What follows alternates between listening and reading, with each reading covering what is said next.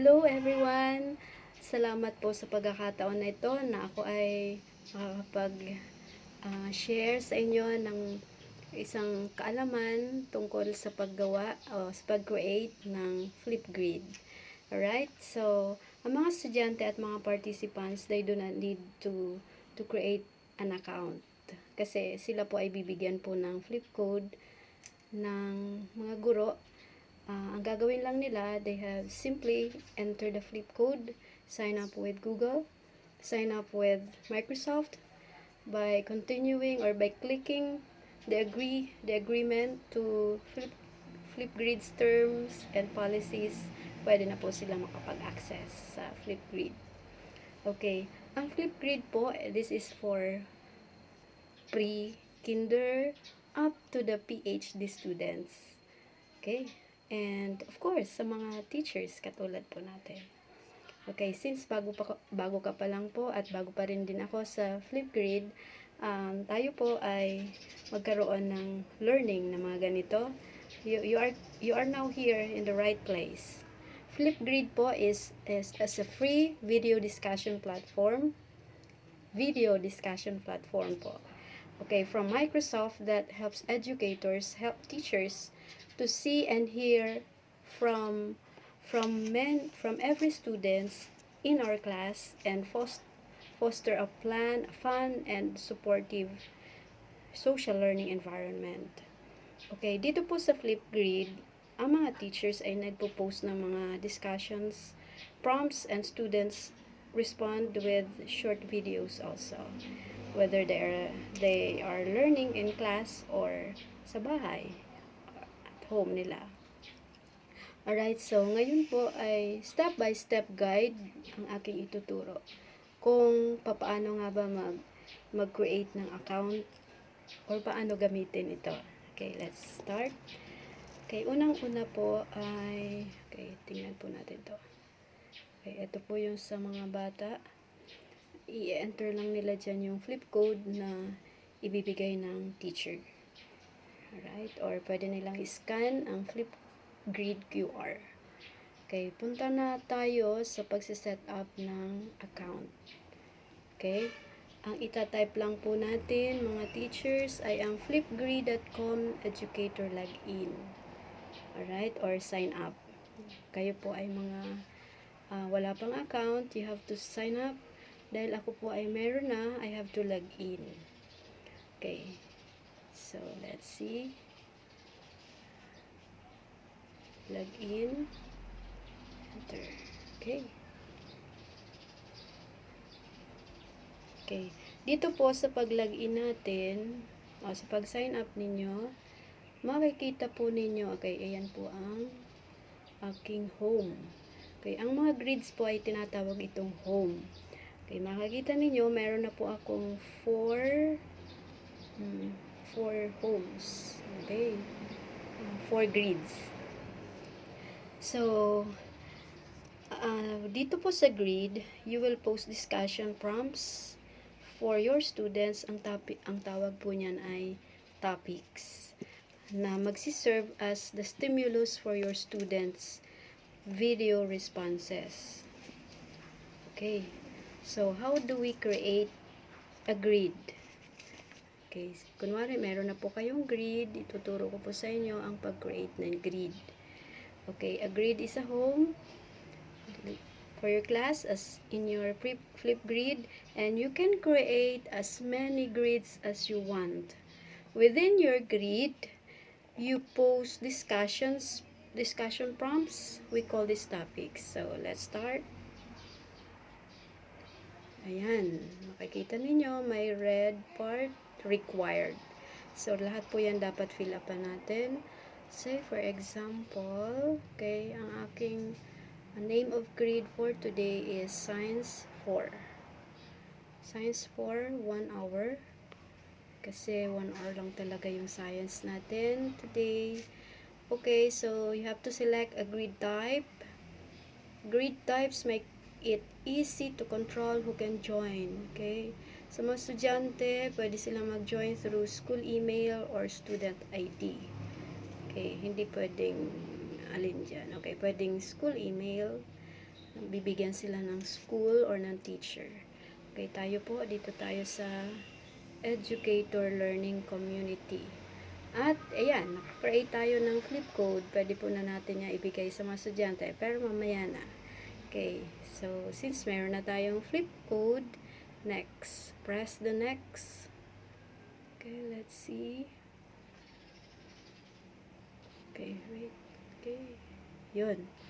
Ayan po ang lumitaw. Educator Learning Community. Okay.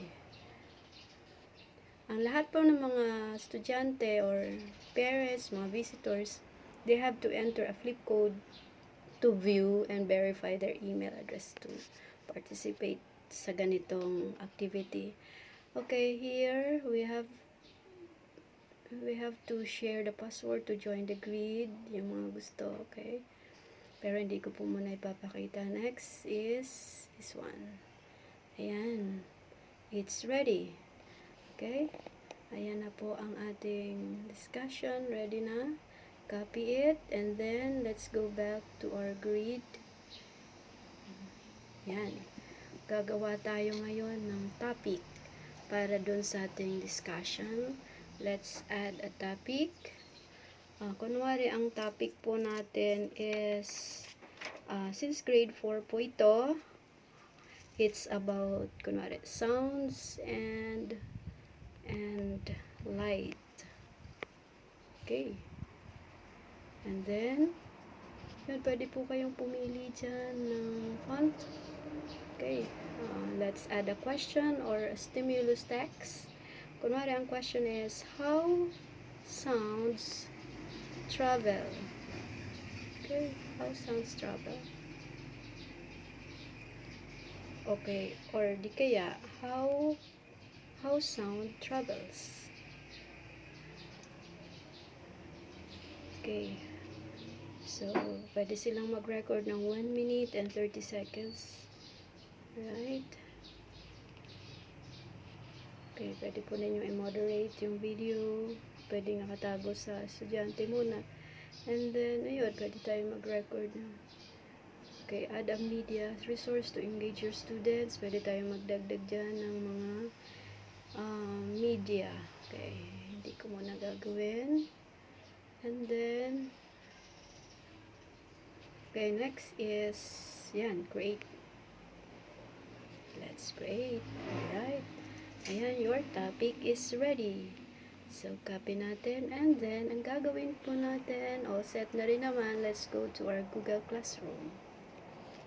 Okay, make sure na meron na rin po kayo naka-prepare na Google Classroom for your platform.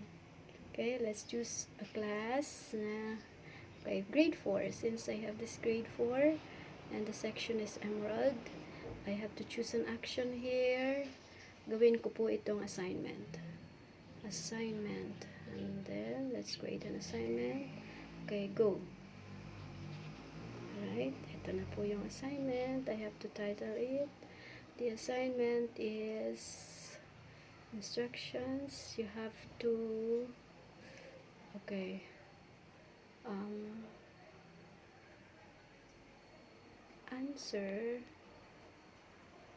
answer this briefly. Okay, sorry, this wrong. Briefly, the question is how sound travels. Alright, ayan. Okay, so ayan na ang materials natin. Okay, points kung makasagot sila niyan. Okay, due date, wag muna nating lagyan. Okay, let's click the assign. Ayan. Okay, you have posted to your class and you can view it. Okay, same Google Classroom. Ayan, you can view it. Okay, so pwede mo makita. Since wala pa naman mga estudyante, hindi pa makita ko sino ang nag-view. Okay, so yun po ang mga gagawin po natin.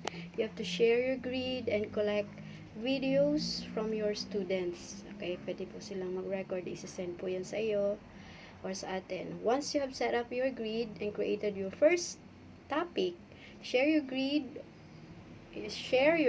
flip code with your students. You can copy and paste a link to your grid dito po sa ginamit ko Google Classroom or pwede rin sa Microsoft Teams kung ano po yung ginagamit nating platform or sa Schoology or sa anumang mga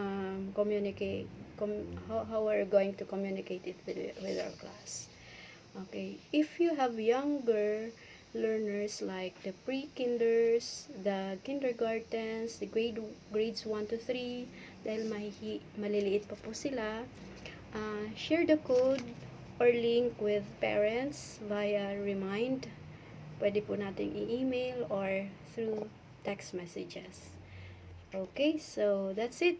Your class is now ready to go with Flipgrid. Bye. Thank you. Wait, wag munang mag-out. Don't forget to download this app first. Ayan, yung naka-green na yan. Then, when you downloaded it already, you have to check it. Let's see, then open, click mo ang Educator's dashboard, and then let's see. Wow! Okay, so we have a Flipgrid account na. Okay, so God bless you all. Thank you for this new learning. God bless you all. Bye!